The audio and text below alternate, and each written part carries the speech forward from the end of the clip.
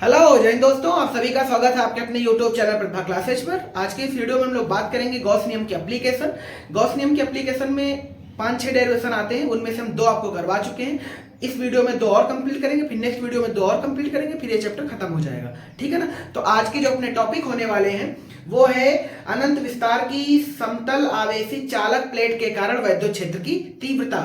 और जो दूसरा टॉपिक है वो है समतल आवेशी ये नहीं है, अगला है समान पृष्ठ घनत्व के धन तथा ऋण आवेशित अचालक प्लेटों के अंदर तथा बाहर वैद्युत क्षेत्र की तीव्रता। इसके पहले हम लोग 2 डेरिवेशन पढ़ चुके हैं। एक तो अनंत विस्तार के वायर की वजह से वैद्युत क्षेत्र की तीव्रता, जिसका जो आंसर अपने को मिला था 1/4 pi epsilon naught 2 lambda by r या 1/2 pi epsilon naught lambda by r. ठीक है ना।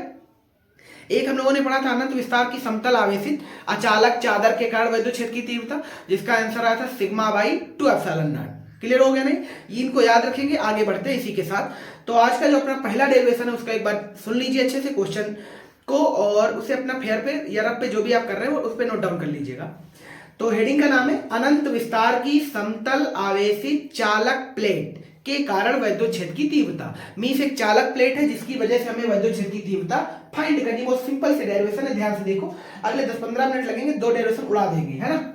तो हमने क्या किया, एक चालक प्लेट ली जो अनंत विस्तार की है ना। मींस इसकी लेंथ इंफिनिटी तक है, कोई बुराई नहीं है। ठीक, बहुत अच्छे। हम जब जानते हैं जब भी किसी चालक को चार्ज दिया जाता है, मींस जब भी किसी चालक को आवेशित करते हैं तो जो चार्ज है वो हमेशा उसकी बॉडी की ऊपरी सतह पर रहता है, ना कि बॉडी के भीतर। जबकि अचालकों को जब आवेश दिया जाता है तो अचालकों में जो चार्ज होता है वो उनकी बॉडी के भीतर होता है, जबकि चालकों में जो चार्ज होता है उनकी सतह पर होता है। तो सपोज किया हमने इनको जब चार्ज किया तो जो चार्ज आया वो उसकी बॉडी पर आ गया। कहां पर आ गया? बॉडी पर आ गया। अगर आप ध्यान से अब देख पा रहे हो तो क्या एक ही प्लेट पे 2 सतह दिख रही होंगी आपको, एक तो इस साइड और दूसरा इस साइड। मींस हम इनको मार्क कर सकते हैं। इसे मान लेते हैं ये चालक प्लेट 1 बन गया और ये चालक प्लेट 2 बन गया, इसमें कोई बुराई नहीं है। अब अपने को जहां अपना दिमाग कहे वहां इलेक्ट्रिक फील्ड फाइंड कर सकते हैं। फॉर एग्जांपल मान लो इस प्लेट से हम आर पे जाकर के एक पॉइंट ले लें P। क्या ले लें? P। और इस P पर हम कहें इलेक्ट्रिक फील्ड बता दो। अच्छा, जितना P पर होगा, अगर R दूरी पे अगेन हम एक P डैश मान लें, एक पॉइंट कौन सा? P डैश, तो जितना आंसर P पर आएगा उतना ही आंसर P डैश पर भी आएगा, इसमें कोई दिक्कत की बात नहीं है। बहुत अच्छे। ये तो हो गया प्लेटों के बाहर वैद्युत क्षेत्र की तीव्रता, यानी इन दोनों जो समतल पृष्ठ हैं उनके बाहर वैद्युत क्षेत्र की तीव्रता। देन क्या निकालेंगे वो भी बाद की बात कर लेंगे। अच्छा, हमें पता है पृष्ठ पर वितरित चार्ज की जो डेंसिटी होती है उसको हम सिग्मा कहते हैं। क्या कहते हैं? सिग्मा। चूंकि वो समतल पृष्ठ है इसलिए जितना घनत्व इसका होगा उतना ही घनत्व इस प्लेट का होगा। ठीक है ना। तो चाहे P पर आंसर करो चाहे P डैश पर, ये दोनों पर सेम आएगा, है ना। तो हम P पर आंसर करते हैं प्लेट 1 के कारण एंड प्लेट 2 के कारण। देन आराम से देख सकते हैं कि आंसर क्या आएगा, जुड़ेगा घटेगा क्या आएगा। तो हम लिखते हैं बिंदु P पर प्लेट 1 के कारण, है ना। P पर प्लेट 1 के कारण वैद्युत क्षेत्र की तीव्रता, है ना। तो 1 की वजह से इसका नाम क्या रख दें? E1, कोई बुराई नहीं है। अब थोड़ा मार्किंग भी कर लेते हैं, देखते हैं कैसे। क्या हमें पता है प्लस चार्ज की वजह से इलेक्ट्रिक फील्ड बाहर मूवमेंट करता है और माइनस चार्ज की वजह से अंदर। तो चूंकि यहाँ पे दोनों ही प्लेटें प्लस हैं तो ध्यान से देखो इस पॉइंट पर जो E1 होगा वो बाहर होगा। E1 कहां होगा? बाहर। और चूंकि दूसरा वाला सरफेस भी प्लस चार्ज का है इसलिए जो E2 होगा वो भी कहां होगा? बाहर। अब आपको याद होगा वेक्टर की क्लास में सही से, इसलिए वेक्टर पढ़ाया था आपको।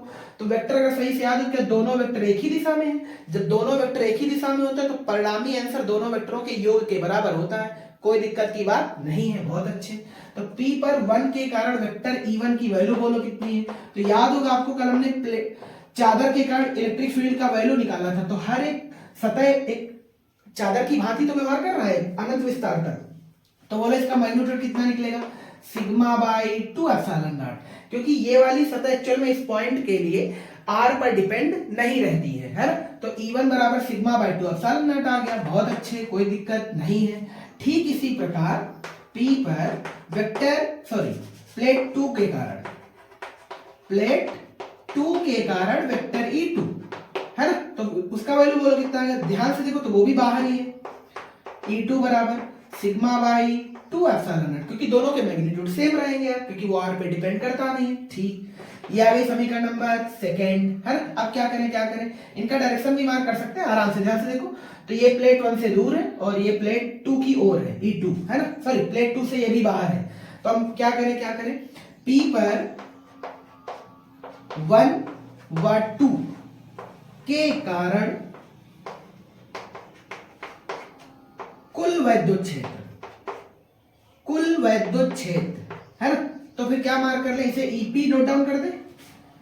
मान ले कि पॉइंट P पर जो इलेक्ट्रिक फील्ड है उसका मैग्नीट्यूड EP है, तो EP की वैल्यू बोलो क्या है, E1 प्लस E2। क्यों ऐसा, क्योंकि दोनों वेक्टर एक ही दिशा में है, तो आराम से जोड़ सकते हैं, कोई दिक्कत नहीं है। अब E1 का मान समीकरण 1 से उठा के रख दो, E2 का मान समीकरण 2 से उठा के रख दो, जोड़ दो, जो आएगा वो आंसर आएगा, है ना। तो चलो आपको करके भी दिखा देते हैं। EP बराबर बोलो क्या लिखे हम, E1 की वैल्यू वही है जो E2 की वैल्यू, तो फिर बोलो क्या लिखे, सिग्मा बाय 2 एप्सिलॉन नॉट, और E2 की वैल्यू भी वही है, सिग्मा अपान 2 एप्सिलॉन नॉट। कोई दिक्कत नहीं है। क्या करें, इसे जोड़ दें, हाफ हाफ 1 हो जाएगा, मीन से सिग्मा बाई एप्सिलॉन नॉट आ जाएगा यार, है ना। आंसर बोलो।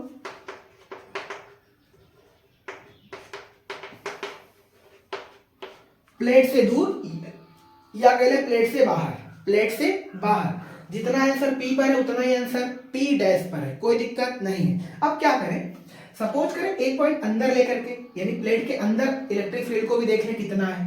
तो आप बाहर के लिए आंसर कर लीजिए, हालांकि अंदर 0 है, अंदर कितना है 0। ठीक, चलो इसको देखते हैं। अब सपोज करते हैं एक पॉइंट अंदर है, इसे इरेज कर दें, है ना। यहां पे ले लेते हैं, यहां पर हमने एक पॉइंट लिया, सपोज नाम है इसका Q। क्या नाम है, Q। अब ध्यान से देखो, इस प्लेट 1 के कारण इस पॉइंट Q पर जो इलेक्ट्रिक फील्ड है वो बाहर है, मींस E1 ऐसे है ना, और 2 के कारण ये भी बाहर है, तो जाहिर सी बात है E2 ऐसे है।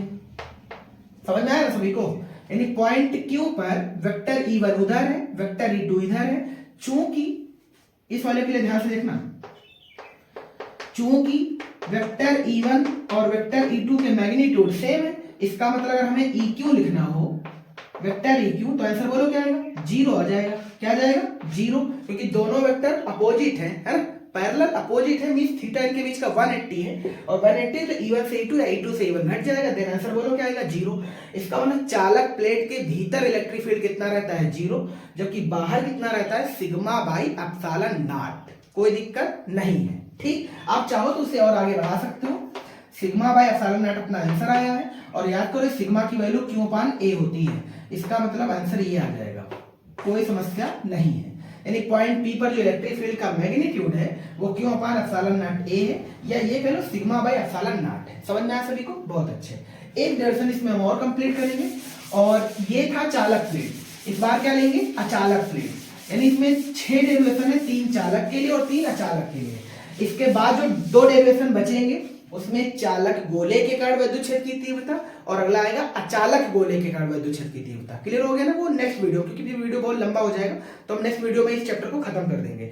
एक वीडियो और इसका आएगा, यानी 2 वीडियो इस वीडियो के बाद आएंगे, जब ये पूरी तरह से चैप्टर खत्म हो जाएगा विद न्यूमेरिकल, क्योंकि न्यूमेरिकल के लिए सिर्फ एक वीडियो काफी होगा। ठीक है ना, चलो आगे बढ़ते हैं।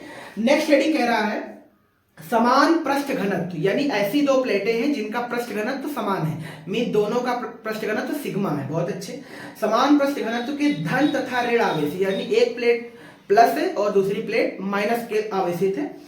अचालक प्लेटें, कैसी प्लेटें, अचालक प्लेट के बारे में अभी भी बता के गए हैं। अचालक प्लेटों में चार्ज प्लेट के अंदर होता है, इसलिए इनको हम थोड़ा खोखली टाइप बना रहे हैं, ध्यान से देखिएगा।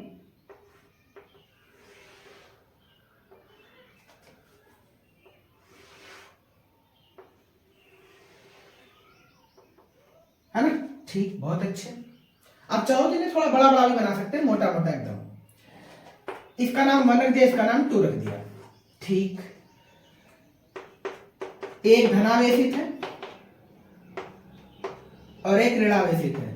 इस बार चार्ज प्लेट के अंदर है, चार्ज प्लेट के अंदर है, बिकॉज प्लेटें अचालक हैं। प्लेटें कैसी हैं? अचालक। चालकों में चार्ज सरफेस पे रहता है, अचालकों में चार्ज बॉडी के अंदर होता है, मीन्स उसके आयतन में होता है, याद रखना, ठीक है ना। तो ये धनावेशित है और ये ऋणावेशित है, और साफ साफ सवाल में बोला गया है इनके जो पृष्ठीय घनत्व है वो सिग्मा है। आपको इसमें दो जगह इलेक्ट्रिक फील्ड फाइंड करना है, एक तो इसके मिडिल पॉइंट पर, मिडिल पॉइंट का कुछ नाम दे दे, मिडिल पॉइंट का नाम क्यू रख दे, और एक तो बाहरी पॉइंट पर, बाहरी पॉइंट का नाम पी रख दे, कोई दिक्कत नहीं है। यानी इधर भी पी ले सकते हो और इधर भी पी ले सकते हो, तो एक ही तरफ निकाल ले, हमें समझ आ गया होगा कि जितना आंसर यहाँ आएगा उतना ही आंसर यहाँ भी पी पर आएगा। अंदर कितना आएगा, तो दो जगह आंसर कर लीजिए। ये डेरिवेशन बड़ा इंपॉर्टेंट है चैप्टर नंबर 3 के लिए, जिसका नाम है संधारित्र, ठीक है ना। तो थोड़ा ध्यान से सुनिएगा। अब क्या करें, पी पर एक बार निकाल दो, एक बार क्यू पर निकाल दो, तो क्या करें, मार्किंग कर ले यार। तो प्लस की वजह से हमें पता है इलेक्ट्रिक फील्ड बाहर होता है, माइनस की वजह से अंदर होता है, तो यहां पर जो इलेक्ट्रिक फील्ड है भाई साहब वो बाहर है। वन प्लेट के कारण, इसलिए हम इसे क्या नाम दे दे, E1। क्या नाम दे दे, E1। तो E1 पॉइंट पी पर बाहर है, मींस प्लेटों से दूर है। अब बात करते हैं 2 के कारण, मींस प्लेट 2 के कारण, प्लेट 2 का निगेटिव चार्ज है, निगेटिव चार्ज की वजह से इलेक्ट्रिक फील्ड प्लेट की तरफ होगा या कहें आवेश की तरफ होगा। तो फिर बोलो इसका नाम क्या रखें यार, इसका नाम E2 रख लें। क्या रख लें, E2 रख लें। और चूंकि ये माइनस की वजह से इसलिए इसकी दिशा ये है, तो पॉइंट पी पर वेक्टर E1 उधर है, वेक्टर E2 इधर है। तो यहाँ पर पॉसिबिलिटी क्या क्या है, देखो अगर इलेक्ट्रिक फील्डों के वेरिएशन होते, मींस E1 E2 चेंज होते, देन यहाँ कुछ ना कुछ आंसर आता। बट यहाँ पर E1 और E2 के मैग्नीट्यूड सेम है, E1 और E2 के मैग्नीट्यूड सेम है, इसका मतलब जो E1 है वो E2 के ग्रेटर, सॉरी इक्वल है। जब ये इक्वल है तो बोलो फिर EP का जो आंसर आएगा, EP का आंसर कितना आएगा, 0।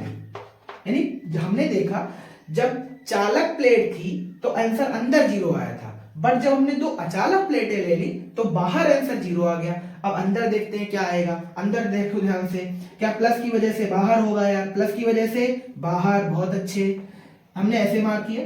ध्यान से देखो, तो चूंकि ये 1 है इसलिए हमने इसका नाम क्या रखा, E1 है ना। और 2 की वजह से भी इसी की तरफ होगा, तो इसी लाइन पे बना लो, और चाहो तुम यहाँ पे अलग ऐसे बना देते हैं, है ना। ये माइनस वाले की वजह से तो E2 का डायरेक्शन ऐसे आ जाएगा। समझ में आया सभी को। और हमें पता है किसी भी पॉइंट के लिए जब दो वेक्टर एक ही दिशा में होते हैं तो जो उनका नेट आंसर आता है वो दोनों के सदिश योग के बराबर आता है। मींस अगर हमें क्यू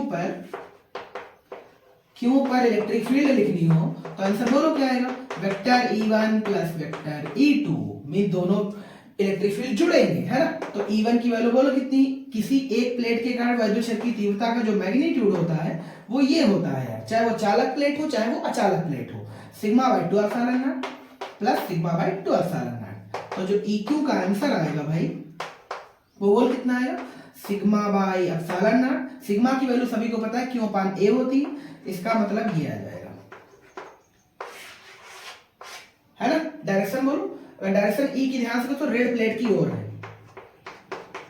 रेड प्लेट की ओर है। उम्मीद करते हैं यहां तक सभी को समझ आया होगा, इसमें कोई कठिनाई की बात नहीं है। तो इसी के साथ ये दो डेरिवेशन कंप्लीट होते हैं।